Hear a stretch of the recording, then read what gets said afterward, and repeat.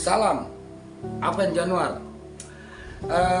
Sore ini kita akan membicarakan tentang pemilihan kepala daerah paling bergengsi tahun ini di Indonesia, ya. Ini pemilihan kepala daerah Gubernur Jawa Timur 2024-2029. Jadi pasca Pilpres kemarin, yang mana kita sudah punya catatannya sendiri bahwa lebih dari 66% suara Prabowo Gibran cukup mengantarkan superioritas dan dominasi suara Prabowo Gibran di Jawa Timur. Yang mana kita tahu bahwa pasangan Prabowo Gibran ini tidak bisa dilepaskan dari duet petahana gubernur dan wakil gubernur Jawa Timur saat ini, yakni Kofifa Indar Parawansa bersama Emil Dardak.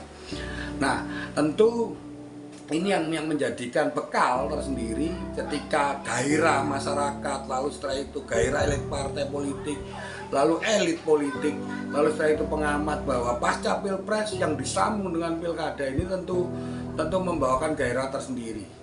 Tentu efek positif yang diharapkan adalah tingkat kehadiran atau tingkat partisipasi pemilih yang Jawa Timur termasuk tinggi, yang mana termasuk tinggi. Nah, diharapkan nanti di pemilu kada Jawa Timur nantinya juga partisipasi pemilih juga cukup tinggi, sehingga diharapkan dengan partisipasi pemilih yang tinggi ini menjadi bukti konkret bahwa siapapun yang terpilih nantinya di 2024 Gubernur Jawa Timur adalah benar-benar hasil pilihan rakyat, dan suara rakyat adalah suara Tuhan, tentu kan. Nah, ini kita membahas, lalu setelah itu kita bahas isu politik yang pertama ketika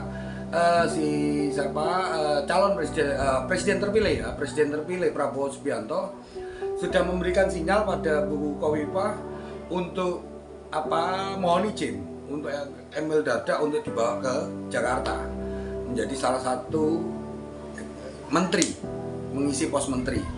Nah, persoalan pos menterinya apa kita terlepas dari itu kita tidak bahas, tapi yang jelas bahwa atas permintaan Prabowo Subianto ini yang menyebabkan muncullah pergerakan yang luar biasa, khususnya dari elit partai politik, ya. Nah, tapi tentu di koalisi Indonesia Maju cukup solid, sehingga muncul banyak kader-kader di internal koalisi Indonesia Maju. Di antaranya adalah Sarmuji, ketua Golkar Jawa Timur, lalu setelah itu Anwar Sadat, Partai Gerindra, lalu setelah itu beberapa nama yang saya masih belum tangkap itu dari Partai Demokrat maupun dari PAN, Partai Amanat Nasional. Yang keempat-empatnya ini sudah memberikan rekomendasi untuk mendukung Kofifa sebagai gubernur Jawa Timur selanjutnya.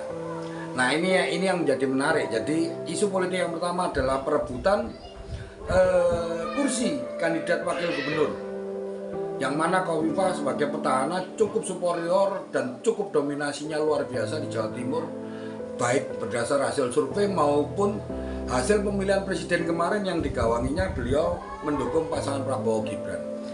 Lalu isu politik yang kedua, yakni munculnya Caimin di sinyal kemunculan Caimin cukup memberikan stimulus yang luar biasa di tingkatan elit politik maupun elit partai politik maupun pengamat politik sendiri. Mengingat PKB adalah partai jawara di Jawa Timur sesuai hasil pemilihan legislatif, dan ke depan adalah ketua DPRD terpilih adalah dari Partai Kebangkitan Bangsa. Nah, ini yang perlu menjadi catatan serius ketika dalam tanda kutip melawan Kofifa. Ini yang isu politik yang cukup menarik, itu khususnya teman-teman PKB yang mulai kasak kusuk lalu mengkonsolidasi diri. Kita punya calon sendiri nih, nah gitu-gitu. Nah, ini yang akan menstimulus. Lalu yang setelah itu isu yang ketiga adalah kemarin sore ketika 2 hari yang lalu ketika pasca rapat konsolidasi Pilkada di PDI Perjuangan Jawa Timur memberikan sinyal akan membuka komunikasi dengan Kofifa untuk dapatnya memberikan dukungan atau bagaimana gitu ya. Nah, ini menjadi sebenarnya merupakan isu politik lama, artinya bahwa 2013 Kofifa berusaha juga berkomunikasi dengan PDI gagal, lalu setelah itu 2018 juga akhirnya PDI memilih untuk melawan Kofifa. Nah, apakah kok Khofifah memberikan ruang untuk PDI Perjuangan yang untuk bekerja sama ini yang menjadi satu pertanyaan besar, mengingat sudah 3 periode ini Khofifah berusaha melakukan pendekatan pada PDI Perjuangan tapi selalu gagal. Nah, akankah Khofifah yang sebaliknya yang saat ini berada dalam kondisi superior dan dominasi yang cukup tinggi memberikan peluang lebih baik pada PDI Perjuangan?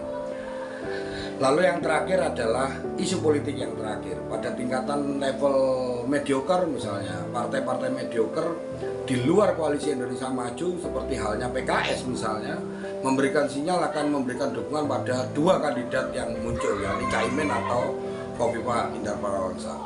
Nah, tentu PKS sebagai partai mediocre juga tidak gegabah, mengingat dia tidak bisa mencalonkan sendiri, tentu dia akan banyak pertimbangan.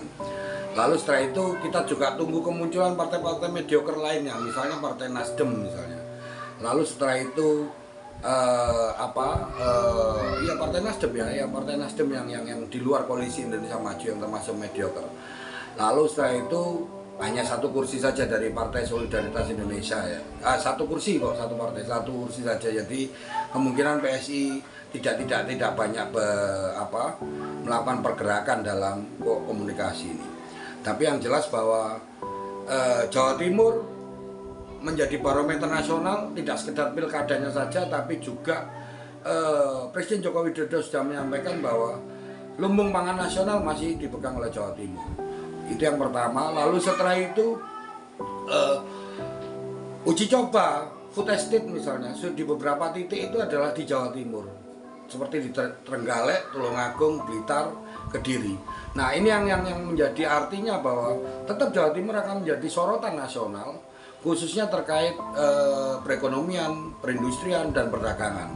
3 hal ini yang akan menjadi 3 sektor ini akan menjadi leading sektor keberhasilan Gubernur Jawa Timur terpilih nantinya. Mau nggak mau 3 sektor ini menjadi PR besar buat Gubernur terpilih nantinya. Demikian, semoga kita akan mendapatkan proses pemilihan yang baik, sehat, fair, jujur dan adil di pemilihan gubernur kali ini. Karena kita juga tidak mengharapkan bahwa munculnya adanya gesekan antar masyarakat, lalu merusak keseimbangan, merusak persatuan dengan berita-berita hoak dan lain sebagainya. Kita hindarkan. Kita sebagai masyarakat Jawa Timur punya tanggung jawab yang besar terhadap kemajuan Jawa Timur melalui pemilihan kepala daerah. Demikian dari saya. Selanjutnya kita akan terus bahas beberapa pilkada lainnya. Salam saya, Aven Januar.